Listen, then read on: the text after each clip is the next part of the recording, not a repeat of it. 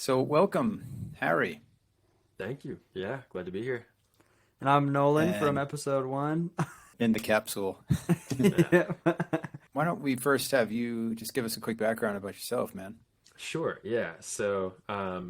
I have my bachelor's in psychology. I studied bio and music. In addition to that, you know, now I'm mostly a musician. I work at Trader Joe's. And Trader Joe's? Trader Joe's, yeah, It's an awesome gig. it's great. It's great. The discount is wonderful. Um, and this will become relevant, but I have no economic background at all, education wise. So, That may besides, be to your benefit. yeah, I think no, it makes my world a little brighter. Maybe I don't know, but uh, I don't know Ignorance is bliss. exactly.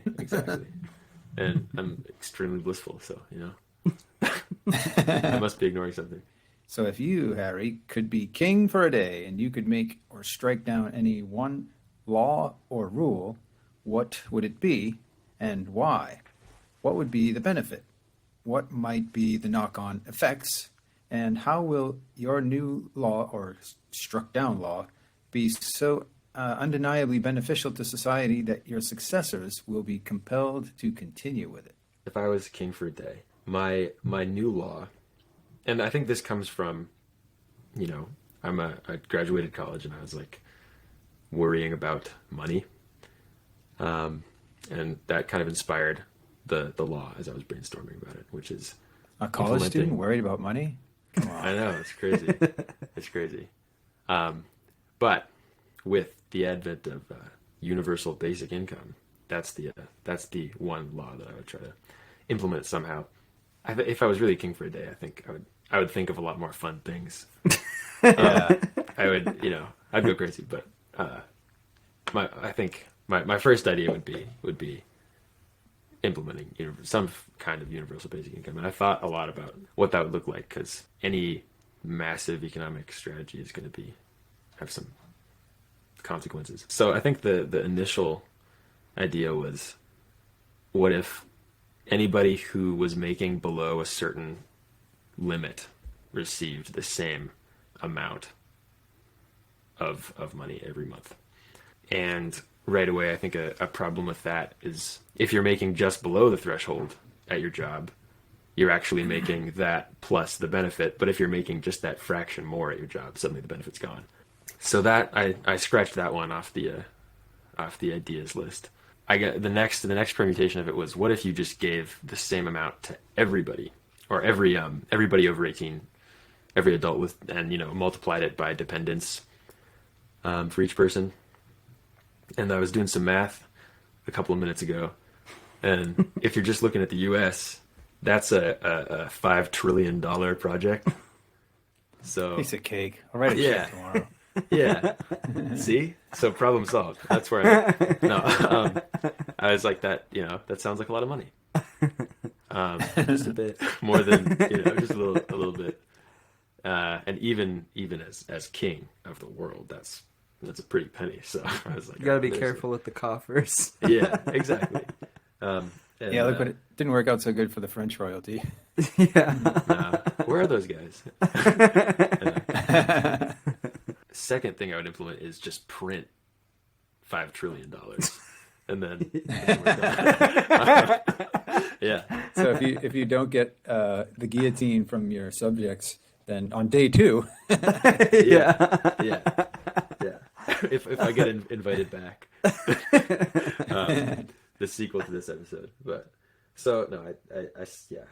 As you can see, the plan it's shaping up, but it's not quite there yet. So yeah, and it seems like any serious debate on the subject is these two polar ends of does UBI discourage people from working, or does it give them a safety net that improves their quality of life while stimulating the economy from the bottom up? As what I can see is kind of the 30,000 foot view of it. And then as far as how to pay for it, it really depends on what flavor of UBI you're yeah, talking about, because yeah. they seem to come in many different flavors. Yeah, and trying to calculate the flavor is that's the trick. But I think what flavor of UBI also makes a difference in whether it would be, you know, an incentive for people not to work, or if it would be that safety net. So, Yep. I mean, I was fine tuning it a little bit more, thinking, okay, what if instead of you're given the same amount up to a cutoff and then you get nothing, you get a supplement Then that you're brings right you back up to to just kind of, it. Yeah, at that point, you're back to welfare, which has been not so successful. Yeah.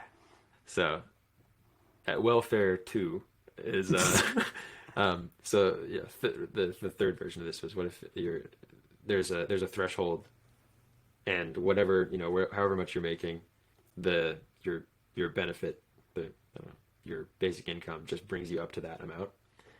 I think that way you have the same problem though, where it's like, okay, my job is paying me less than the threshold, and I'll get the same amount if I don't work, so I might as well not work. Yeah. Yeah. That is something I definitely saw, like you said, Brian, as well. It comes down to, does it incentivize people to not work, or will people just work anyway? And it's one of those things that's so hard to say without data. And unfortunately, we don't really have too much data. We have little experiments that I read up on, places that have tried it out, but they're few and far between, and sometimes the results are very controversial, especially the U.S. ran some experiments, I think, in the 70s with UBI. It was more like negative income tax, that model, where if you're under a certain if you're under the poverty line, basically, or under a certain amount, you will get money from the income tax until you make enough. You got to pay your income tax. But those studies, like I said, the results controversial, but a lot of them found not huge decreases in work effort or work outcomes. There was a slight decrease that they found, but I think most of it came from not people deciding to leave a job or working less hours, but people just staying unemployed longer. But there were also people who said maybe these people aren't staying unemployed longer just because they can, but maybe they're holding out for a job they actually want rather than taking something just to survive, which might actually be good for the economy in the long run. I have a theory also about that phenomenon where people, spend longer not working. And I think putting myself in the shoes of somebody who is suddenly given, a certain amount of money per month. If my whole life up to that point has been about struggling to make ends meet, and suddenly I was being given ends meet, there would be definitely a period of time where I was like, oh, sick. I don't have to struggle anymore. Yeah. That's, if my whole life up to this point had been about struggling to make ends meet, and suddenly I was making ends meet thanks to, the King for a Day's government program, for a few months, I would probably sit around and enjoy it. But then after a certain point, I would realize, like, being comfortable and, having enough food and being able to pay rent isn't fulfilling. And then I would probably want to, I also can't afford to, like, do things for fun, so I would want to live off the bare minimum forever. Yeah, like, exactly. Like, after getting used to the bare minimum, I would be like, all right, I want more. I want something that'll, fill my days and give me structure. Yeah. Maybe a sense of purpose, and give me more, spending money. And I definitely think there's something to what you said at the beginning about how if you're used to working to live and then all of a sudden you don't have to, you're going to take that relief from the struggle you've been going through. But if that's sort of the new normal and that's the baseline that you start from, you might not see that same sort of drop in the load and just sitting down and not doing anything for a while. Yeah. So it seems like the evidence so far from the few pilots that have been run is that people don't really fundamentally change their personality types, whether you have a UBI or not. Those who are career system milkers are going to just still be career system milkers. Mm-hmm. And those who like to get out and participate in society and have a job probably will, and actually, not probably, but have actually been shown to do so in the pilots that they've run. But their overall wellness, happiness, going back to school, getting training, spending a little more time to find the right job rather than just any job, and the results were impressive. And it's not just, like there was one in Stockton, California. Stockton is not like Silicon Valley or something. It's pretty blue collar part of California. Then there was one in I think it was New Brunswick in Canada that was done that had very similar results, and then one way over in Finland. And I didn't have time, but I was starting to watch one about in South Korea, and they're all coming up with the same math that people don't really change their stripe just because they have some security. Especially because it's not some windfall amount of money. It's usually it is a basic income. It is just enough to like subsist. So it's not. I don't know. It's still not this. I don't have to work anymore because everybody else works for me. Like a lot of people still want more than that, as Harry said, and something again from those U.S. studies in the 70s is the work effort reduction they saw in younger people, especially, was mostly replaced by increased school attendance, which is probably a good thing. Cool. Not having to get a job at 14, or you probably will spend more time in high school and on your studies. That's a good point. And That's very good to hear. yeah, but no, like you said, most studies have found that it increases health and well-being and doesn't show any large detriment. And it is a bit harder to say with, most of these studies are like 200 to maybe a couple thousand people. So if expanded to a whole country, who knows what kind of macroeconomic effects could happen, but it doesn't. So far, we haven't seen any evidence that people will just give up working and live off a UBI. Like Henry Ford was certainly not without faults, but he saw the wisdom in paying a living wage and the fact that those employees will actually buy your product if you pay them a living wage. Yeah. And so from a macroeconomics perspective, if you have a little available extra income, you're probably going to spend it on consumer goods. Yep. Roundabout way of saying it does seem to be encouraging data. Yeah. And one of the things I came across, I don't know if you have any thoughts on this, Harry, but would UBI make inflation better or worse? More of an economics question. This is where my economics background fails me. And I have to say, me too. I'm definitely not. I also have no education in economics, just what I've read up on my own. And similarly to the other points, without having ever tried it on a large scale, it's hard to say, really. Because I can see the arguments for how it would increase inflation, especially if you did print the $5 trillion. But we haven't gotten there yet. Maybe split the diff, make it 2.5, and then inflation will be fine. I only need a half a sandwich from the Subway. That'll work out for me. Half a house. So should UBI provide the bare minimum, or should it provide a middle-class existence, is one of the other questions that seems to get bandied around. And just curious what your thoughts are on that. That's a tricky one. I think, ideally it would be nice for it to provide a middle class existence, but then you have the $5 trillion problem. Yeah. The $10 trillion version. Yeah.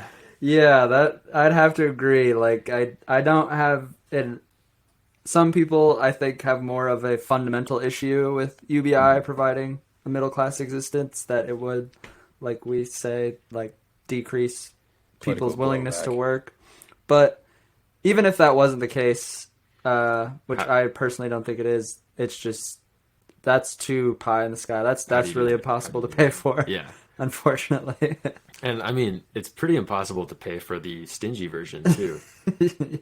But I think I have a workaround for that too. Okay. Yeah, would you like to hear Yeah, absolutely. this workaround? So, I mean, you have the problem of if there's a income cutoff where past that point you don't get any bonus, so you might as well just not work. And I think you could make it so that there's not a hard cutoff, but the benefit that you're getting scales down as your income increases, but it's not to a finite point. It's still here's your income, here's the UBI plan. You're making nothing. Here's how much you're getting from that. You're working more and more, and the amount that you're getting is decreasing, but you can see the top is still, you're still making more money. It doesn't de-incentivize having a job. It's just at a certain point you'll stop making more, but there's no way that getting a job that pays you more will actually end up in you getting paid the same amount. And that way, nobody's going, okay, it doesn't matter if I make the threshold or less than it. And also, you don't have to spend $5 trillion because it's not universal. It's in not that really- way. Yeah. Yeah, there we go. sounds like I don't know if I'm using the right term or not, but maybe you've got the better math brain on this, Nolan.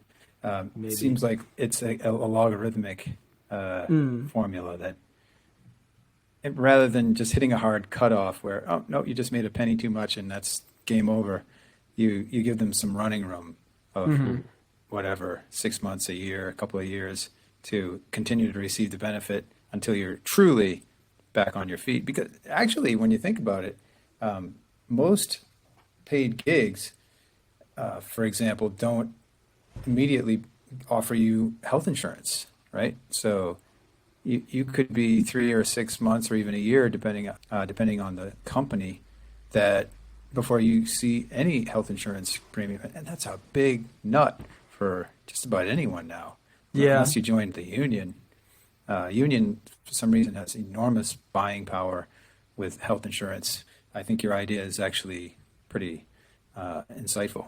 And you bringing up health insurance reminded me, that's one of the things about UBI that is another, complicated area of the topic to delve into, is like, how would it affect health insurance? How would it affect the other benefits that we already offer people? Would we be replacing some of those with UBI or supplementing them? Would you still get, benefits for, if you have a child or something, or is your dependent getting UBI? Like, how would that aspect of it work? Is a whole nother can of worms. Yeah. And we were talking about this earlier, and probably the simplest way to do it would be to not have this replace any of the existing systems. It would be, sort of another layer of security that I think would help mitigate some of the problems that you run into with welfare, things like that. And also it he was saying there are programs that help people who have kids, which would be, that would reduce the number of people that you have to figure into the budget for this. You could say everybody over 18 is getting this benefit, whether or not they have kids, and then there are the other programs still in place to help them out. Yeah, but you're not necessarily getting money for each of your dependents on top of whatever money you're getting. And then you could more comfortably lower the amount that people are getting each month or annually or what have you. And through other support programs, even a small UBI supplement could be effective without costing $5 trillion. Yeah, and to be honest with you, it just, if what we're trying to do is get away from a dysfunctional system that welfare has proven to be, then that has to be part and parcel. And I think pretty much every flavor of UBI that I've come across since reading up on it involves, not scaling it or not subtracting your already existing entitlements from it, because then you're just perpetuating the same failed system. You've run out of help system. Yeah. So one of the other questions I had for you about UBI was, a UBI level that works for one metro area, you could go from like Lowell to Brookline, and you're only a few miles away on the map, but you're a world away in terms of cost of living increase. Yeah, that's a tough one. It is. Because if you do scale it up to the cost of living in whatever area you choose to divide it up by, then you could have, issues where people are moving into somewhere with a high cost of living in order to receive a higher benefit. UBI. Yeah. And you could argue that the same way that people wouldn't necessarily stop working, people wouldn't necessarily move somewhere that's more expensive just for that benefit. I mean, certainly there would be some people who did that, but they probably wouldn't be the brightest among us. Unfortunately, Yeah. but But I Because could see they would like still have to some- pay to live there. yeah, But Yeah, and not only that, but you could find people trying to game the system and say, oh, well, I only need to show a cable bill to prove my residency in Cambridge, but I could actually live in 3 towns over in, Billerica or something and get a really cheap place. totally. And then that requires a bureaucracy to police it, which ups the cost of the damn thing some more. Yeah. So- whoopee. Yeah, it's definitely complicated I because think- of that. I think. I mean, I'm trying to imagine what would happen if you didn't scale it by, location, and it was a flat rate. I think what you'd probably see is a ton of people would move, pretty much. Yeah. And I mean, it already isn't a perfect system. Like, it's not going to be enough for some people. Some people are going to end up staying in those expensive areas because they don't have a way to get out, and they'll still be compromised. But I think, in general, most people would move to cheaper areas, which would then, I don't know what would happen to the cost of living with the mass migration going on, but something would. That'd be for the- I should that'd have be- studied something else. That would be the next king's problem. Yeah, that's the next. I'm only king for a day. Okay? Yeah, but I don't. I think that. I guess the only thing I'm really saying is the ability to move around would be a huge help with the location issue. Yeah. And it would. So if it looks probably- like this is going to pass, we should buy some shares of U-Haul up front. yeah, Insider trade. Yeah. yeah. That's my other law is that U-Haul is now just free service. It's been incorporated by the government. One example that I think is kind of relevant is it's not really at all UBI, but Alaska, each year they give every citizen of Alaska a portion of the money they make from oil. It's anywhere from like $1,000 to, so I think the highest is like $3,000. And Alaska is a special case, I Yeah. guess, because of where it is and how rural and barren it can be in places, but you don't really see a Well, mass they were only migration. writing a check for 3 people, right? yeah, Yeah. exactly. So there's that Government cuts spent down. $9,000 this year. That cuts down on the cost. But then you don't see a lot of people moving out to Alaska to make good on that money. But that could also have a lot to do with where Alaska is. Yeah. Yeah. So that is a bit of a special case. But it's an Yeah. interesting data point to consider. I mean, I think well, there would be a oil lot is of. politically, it's kind of a football, hot potato, and it's, I guess, a somewhat newer phenomenon than like coal, because by that logic, then, coal mines should be paying poor people in Virginia some checks for just sitting there and dying of black lung and breathing in toxic smoke from their smokestacks. But that hasn't happened. Yeah. I think I was just going to say something like you'd see a mini version of the nobody moves to Alaska phenomenon where there would be, I mean, the areas that are cheaper to live in a lot of times are also a lot scarier to live in. Quality of life is worse, so people would just not everyone would be like, oh, I'll Google the cheapest rent in the state and move there. Right. Because people have standards about things that are more than just money. But Especially without necessity. Because a lot of times it's driven by necessity. You choose the cheapest rent now because that's all that you can afford. Yeah. And you live in somewhere you wouldn't really want to live True. because you don't have other options. But with a little bit more security, a lot more people would probably be more choosy. yeah, that's true. And I think then you might also see in places that cost more to live, with a flat rate benefit, people would, instead of like scrambling to survive, would then just have like the average college students struggle to find rent in the expensive place. It's just been, the bar has been moved down a little bit. Yeah. There's so many unanswered, hopefully not unanswerable, but A lot of threads to pull. yeah. I don't know. So it's something has to change, and because the world around us is changing quick, and that brings me to another question that I kind of skipped over. But what about? There's been some talk about putting a tax on robots. So the argument being the hollowing out of labor is certainly going to be on the horizon due to the proliferation of artificial intelligence and robotics. So, I kind of thought from a 30,000-foot view, really, what is a robot but just, a human without a paycheck? Mm-hmm. And so, how is it any fairer that you have to pay tax on your income, but the robot doesn't?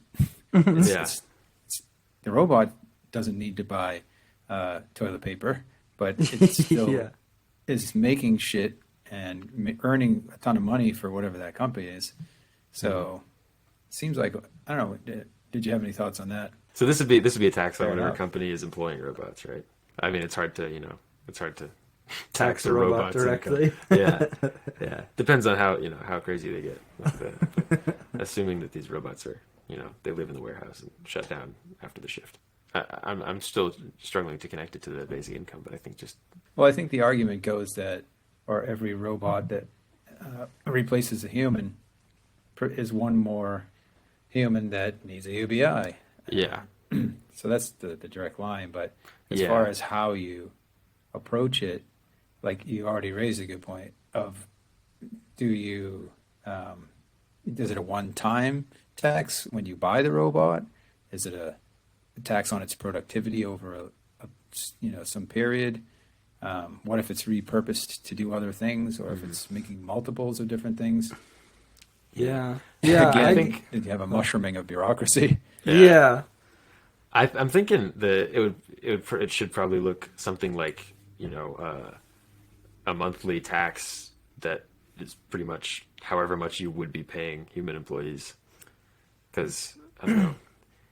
Yeah. I guess the taking jobs from humans wouldn't be as much of a concern if there is a UBI program. But again, you don't want to be spending that much money. You don't want to be spending $5 Policing the trillion. whole thing.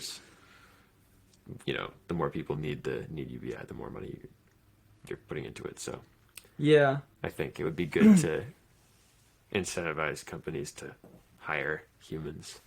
Yeah, for sure.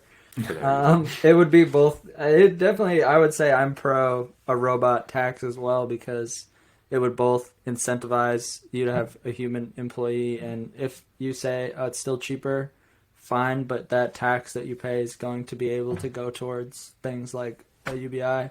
And I guess a way you could crunch the numbers on that would be like some kind of annual or monthly, almost like assessment of how many robotic workers you have, or how large your armada. yeah, workforce. Sorry. and then it could be sort of, you can crunch the numbers from there. There can be some sort of rate per machine, but even then it's hard to say, because like you said, the productivity of a machine could be very different from business to business depending on what it's actually doing. Yeah, if it's after 420, How does that compare to a human output? Yeah. Well, And then the robots are an easy target because, they're very identifiable as robots, and they kind of look like humans, So your brain goes, oh yeah, I can totally see how that's stealing 3 Yeah. jobs away from a production line. But AI, like how many researchers in a medical laboratory are replaced Yeah. by a supercomputer doing, tons of problem solving in a fraction of the time. Yeah. Yeah, no, and it, like you said, the lines blur when it gets into intelligence, and it's not, oh, this robot is now part of an assembly line, and you Yeah. can probably do a relatively easy calculation of it puts out this much It's like product in this amount of time, Yeah. it should be taxed this much. But if it's maybe one doing intelligent work, Mm-hmm. or maybe not even creative work, but just something that Yeah. is not as easily assessed as material goods. Yeah. It's Yeah, like it's very it's difficult. solving a problem that hundreds of researchers have been working on for 10 years. And it's one program. Then. But it only took 2 Yeah. minutes. So, what do you charge? Yeah. But I think, yeah, I mean, for researchers who's, people whose jobs would be threatened by AI, they're not going to lose their research Replaceable. job and suddenly, yeah, they're less replaceable, and they have more options for places to go after that.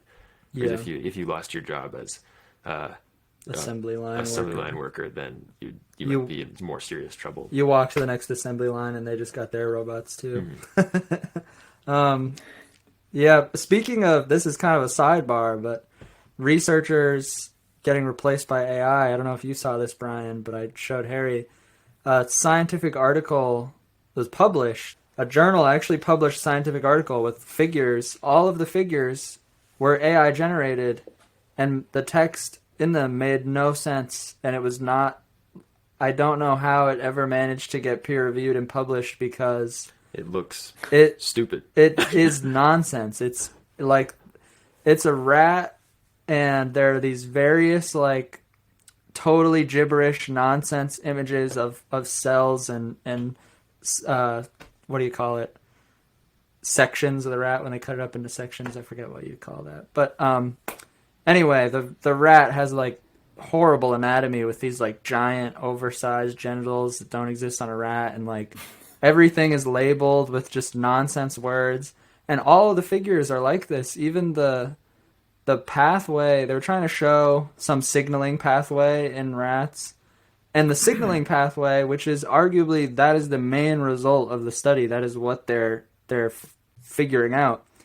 That figure is also AI generated and nonsense, and is this made up like image of a signaling pathway that doesn't exist because none of the labels make any sense. And somehow that it's been retracted now, but that made it all the way through peer review and was published until people were like, Oh, really? what am I looking at? Yeah. AI is going so fast. I think it's just asymmetric. There's areas where it's really excelling frighteningly fast. Things like deep fakes, voice recognition, voice simulation. And there's other places where the hype is going way faster than the reality is. Yes. Like Tesla, for example, comes to mind. Yeah. Yeah.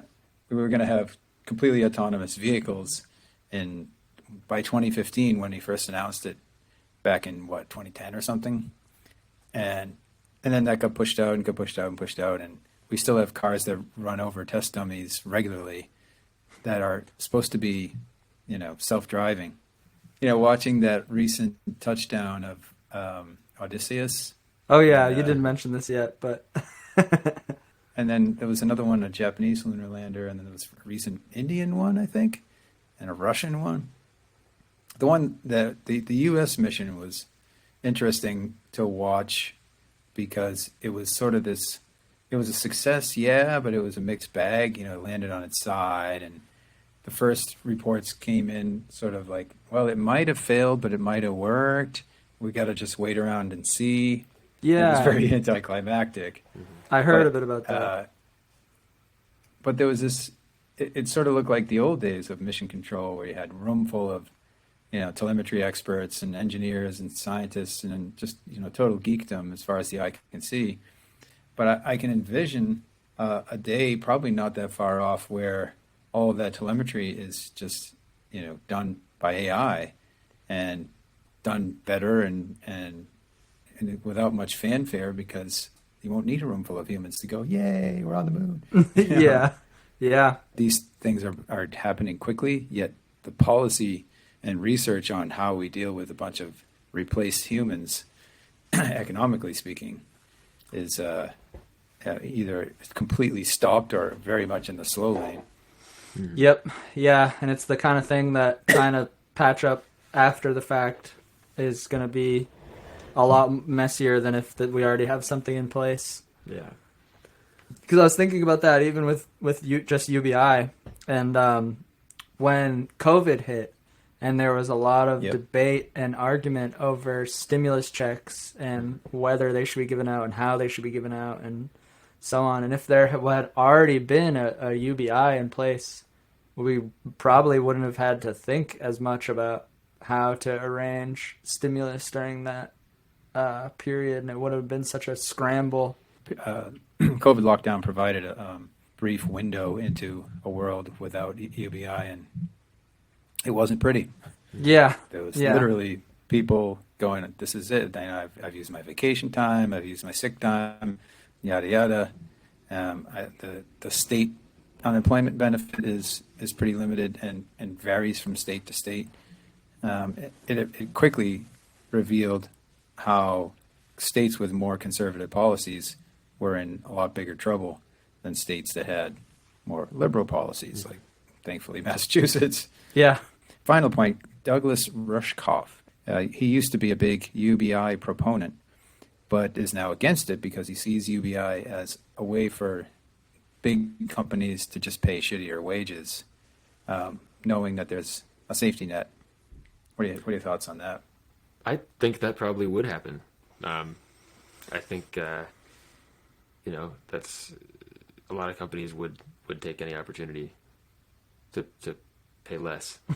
But I think I would still put UBI in place because, I mean, I would rather have everybody have a safety net and people who work on top of that safety net get paid less than they would without it than have people with stable jobs getting paid more and people without jobs left unaided, And I also think that unless every company in the country at once decided to start paying people less, people who had the safety net and were looking for supplemental income would either, they might just not care that the pay isn't as good as it would be, or they would seek greener pastures at somewhere that isn't trying to take advantage of the system.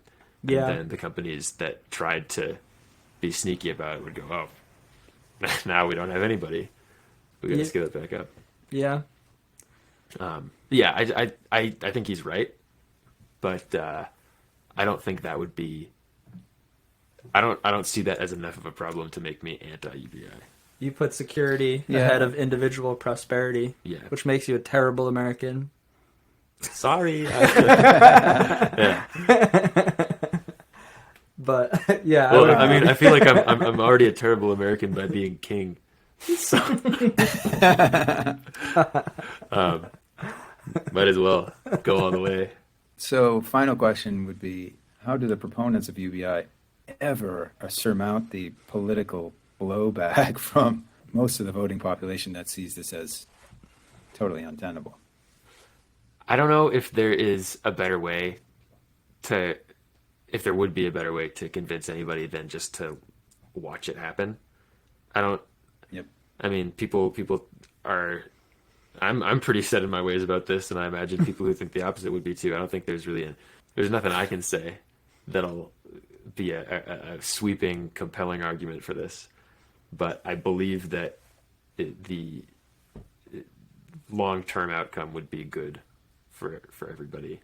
It's interesting that the countries and municipalities that are giving this a go, at least on a pilot basis, are among the most, progressive societies. and probably will be the best position to weather another pandemic or the coming hollowing out of the labor force from automation. Yeah. And sadly, most of the rest of the world seems to be hell-bent on waiting until things break and then dealing with the consequences, Yeah. or not, as the case may be. Yeah. Well, why spend resources on a problem we don't have yet? Yeah. A problem I Yeah. can't see. Exactly. Yep. I mean, I guess it makes sense that the places that are doing these studies are more progressive. Are more progressive.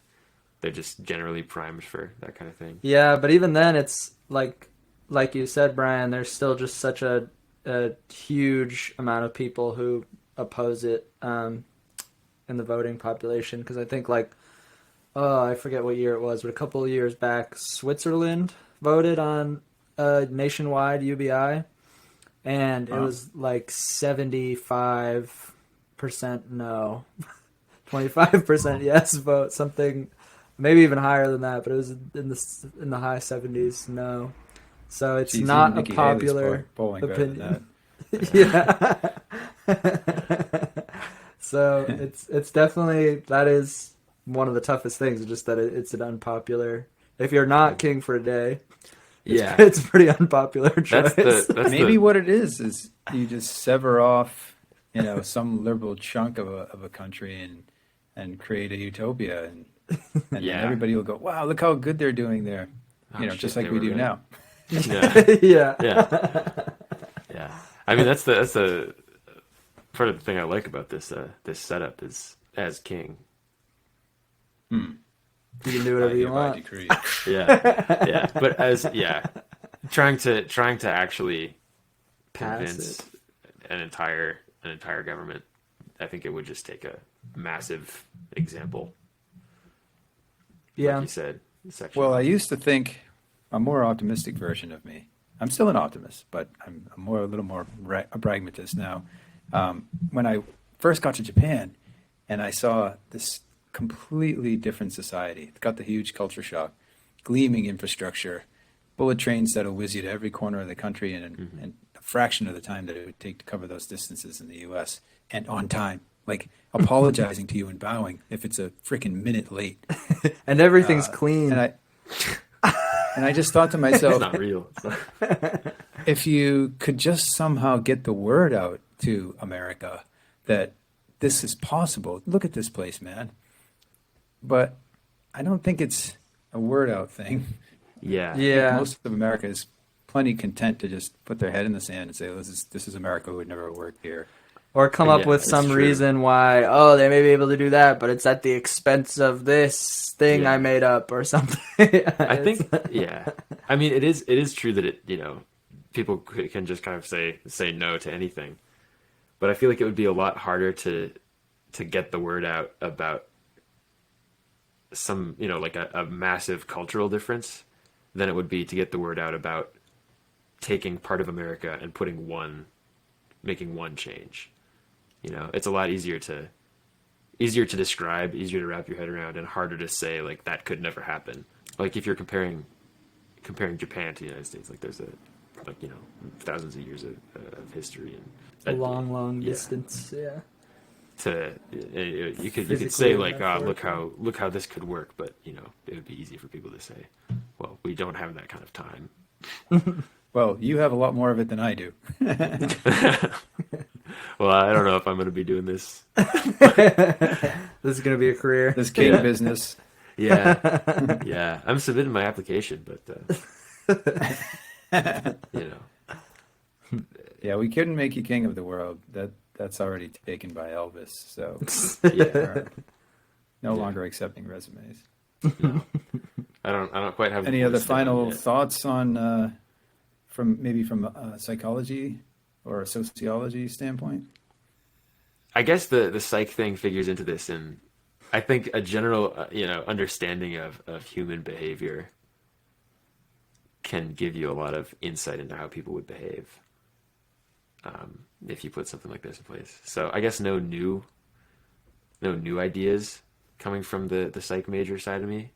More pulling back the curtain and saying like, "Oh, I was there the whole time." That's guided. The psych informed the rest. Yeah, yeah, Yeah, I should probably feed my cats before they start screaming over the mic. yeah, My That'd be a good universal basic ending. cat food, damn it. Yep. yeah. They're not even working. They're They are the biggest freeloaders around. seriously. What's wrong with these guys? You want to Well- freak them out, just get a mechanical cat. Don't turn it on you, just threaten them with it. I'll hit Yeah. the switch. Start feeding it. Yeah. Yeah, that's a good idea. Set it in my lap. You've been replaced. Well, I think they'd probably scream at you. Probably. Yeah, They might move to a richer city, though. yeah. Gaming the system. Next door to the kind old lady who feeds them 10 cans a day. That's my wife. Well, yeah. Cool. This is, All right, I'm going to hit stop and go eat my lunch. Alrighty. I'll talk to you later. Thanks. Yeah, thank you for Thank this. you, This was guys. fun.